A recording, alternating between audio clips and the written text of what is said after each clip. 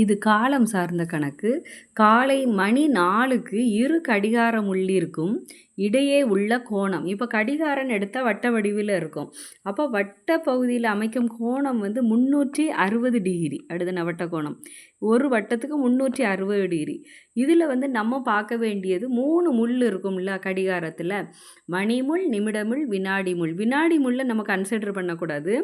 மணிமுள்ளையும் அந்த நிமிட முள்ளையும் பாருங்கள். 4 மணின்னு சொல்லும்போது 4ல் வந்து கரெக்டாக சின்ன இது இருக்கும் தடிமனா. இதில் வந்து இது மெல்லியதாக இருக்கும்னா பெருசாக இப்படி இருக்கும். இது வந்து வட்டகோணம் அமைக்கும் பகுதி வந்து 360 டிகிரி. ஒரு வட்டத்துக்கு 360 டிகிரி. அப்போது இந்த ஒவ்வொரு பிரிவிற்கும் இந்த கடிகாரம் 1 மணி நேரத்திற்கு 30 டிகிரியே கிடக்கும். எப்படின்னா இந்த 360/12 12 மணி நேரம் இருக்குல்ல, 12ன்னு சொல்லும்போது எவ்வளவு வரும்? 30 டிகிரி. அப்போ ஒவ்வொரு மணி நேரத்துக்கும் 12க்கு 1க்கு இடையில 30 டிகிரி கிடக்குது, 1க்கு 2க்கு இடையில 30 டிகிரி கிடக்குது, 2க்கு 3க்கும் இடையில 30 டிகிரி கிடக்கு, 3க்கு 4க்கு இடையில 30 டிகிரி கிடக்கு.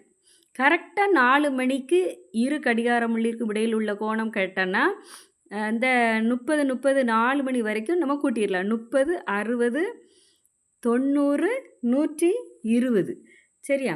120 டிகிரி.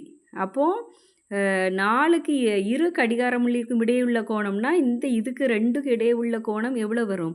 120 டிகிரி வரும். சரியா? 12க்கும் 4க்கும் இடைப்பட்ட கோணம்னா 1க்கு 30 டிகிரி. அப்போ 120 டிகிரி ஆன்சர். இதே இது இதுக்குள்ளே குட்டியாக 5 கோடு இருக்கும். 3 4 5 கோடு இருக்கும்ல. 5 கோடு அப்படின்னா அப்போ வந்து எவ்வளவு வரும்? அந்த குட்டி கோடு அமைக்கும் கோணம் வந்து 30/5. அப்போ 6 டிகிரி. ஒவ்வொரு சின்ன கோடும் அமைக்கும் கோணம் 6 டிகிரி. சரியா? இதை இந்த கடிகார கணக்குக்கு வந்து காலம் சார்ந்த கணக்கில் இதை தெரிஞ்சுக்கிறோம். நன்றி.